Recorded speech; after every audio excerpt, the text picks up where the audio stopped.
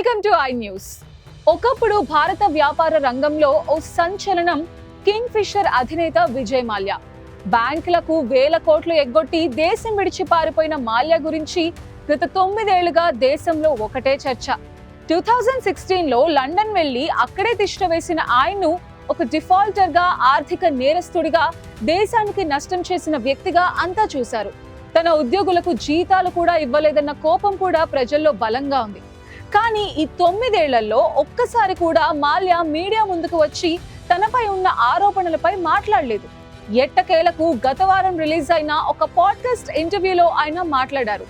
ఆ podcast video clippings ఇప్పుడు social మీడియాలో వైరల్ అవుతున్నాయి. మాల్యా మాటలు జనాల మైండ్ సెట్ ని ఎలా మార్చాయి, ఆయన అసలు ఏం మాట్లాడారు చూద్దాం.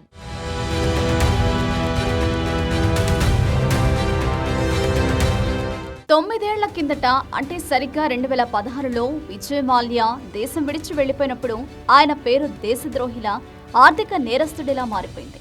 బ్యాంకులకు వేల కోట్ల రూపాయలు ఎగ్గొట్టారనే ఆరోపణలు, తన కింగ్ ఫిషర్ ఉద్యోగులకు జీతాలు ఇవ్వలేదనే కోపం ప్రజల్లో బలంగా ఉండేది. ఆయన దేశ ఆర్థిక వ్యవస్థకు భారీ నష్టం కలిగించాడని అందరూ నమ్మారు.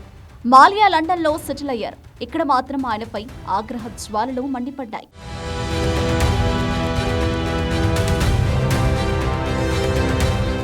ఈ 9 ఏళ్ల కాలంలో మాల్యా ఒక్కసారి కూడా మీడియా ముందుకు రాలేదు. తనపై వచ్చిన ఆరోపణలపై ఒక్క మాట కూడా మాట్లాడలేదు. అందరూ ఆయన్ని విలన్ గానే చూశారు. కానీ అకస్మాత్తుగా గత వారం విడుదలైన ఒక పాడ్కాస్ట్ ఇంటర్వ్యూతో అంతా మారిపోయింది.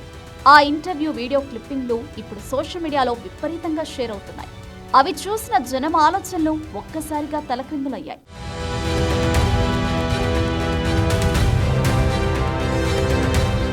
ఆ ఇంటర్వ్యూలో తనపై ఉన్న డిఫాల్ట్ ఆరోపణలు, బ్యాంకులు తన ఆస్తులను స్వాధీనం చేసుకోవడం గురించి అడిగినప్పుడు మాల్యా ఒక ఆసక్తికరమైన విషయాన్ని వెల్లడించారు. తాను బ్యాంకులకు మొత్తం 6,000 కోట్లు మాత్రమే బాకీ ఉన్నానని, అయితే బ్యాంకులు తన ఆస్తులను స్వాధీనం చేసుకుని 14,000 కోట్లకు పైగా వసూలు చేశాయని ఆయన చెప్పారు. అంటే తాను బాకీ ఉన్న దానికంటే రెట్టింపు విలువైన ఆస్తులను బ్యాంకులు తీసుకున్నాయని, తన అప్పులన్నీ తీరిపోయినప్పటికీ ప్రభుత్వం తనను ఇప్పటికీ విలన్లా చూస్తోందని ఆయన పరోక్షంగా చెప్పకని చెప్పారు.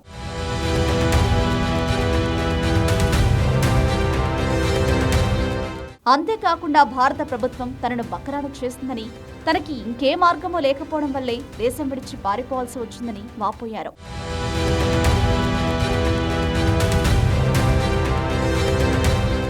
అలాగే ఉద్యోగుల జీతాల గురించి, అది వేలాది కుటుంబాలపై నేరుగా ప్రభావం చూపడం గురించి అడిగినప్పుడు దాని పూర్తి బాధ్యత తనదేనని మాల్యా ఒప్పుకున్నారు.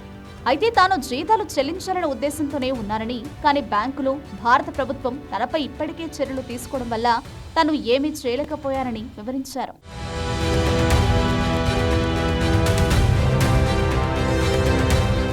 నిజానికి గత 9 ఏళ్లుగా ఈ విషయాలపై మాల్యా ఎప్పుడూ నోరు విప్పలేదు.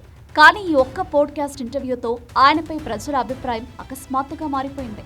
నెల రోజుల కిందట విలన్ గా చూసిన మాల్యాపై ఇప్పుడు సోషల్ మీడియాలో చాలా సానుకూల వ్యాఖ్యలు వస్తున్నాయి. ఆయన పట్ల సానుకూల దృక్పథం ఏర్పడడం నిజంగా చాలా వింతగా ఉంది.